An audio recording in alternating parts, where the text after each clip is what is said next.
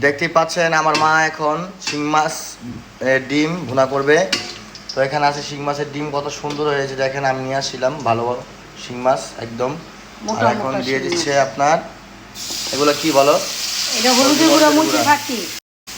তো এখন এগুলো কষিয়ে নিচ্ছে মা, একটু মরিচ দিয়ে দিল। আর এই যে ডিমগুলো দিয়ে ভুনা করে ফেলবে। দেখাচ্ছি আপনার ডিম ভুনাটা কেমন হয়। ধনে দিয়ে দিচ্ছে, আর এখন ডিমগুলো দিয়ে দিচ্ছে শিং মাছের। দেখতে পেলেন সুন্দর হলো, ভালোভাবে সুন্দরভাবে বোনা করে নেবে। ভালোভাবে একেবারে গুইটা গুইটা করবা, হ্যাঁ। দেখতে পাচ্ছেন ঝাল ডাল দিয়ে সুন্দরভাবে করতেছে, হলে আপনাকে দেখাচ্ছি।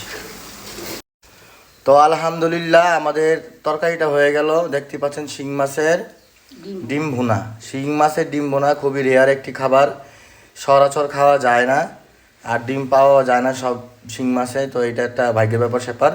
যাই হোক, দেখতে পেলেন আমার আম্মা কীভাবে রান্নালো। তো তরকারিটা কমপ্লিট হয়ে গেল।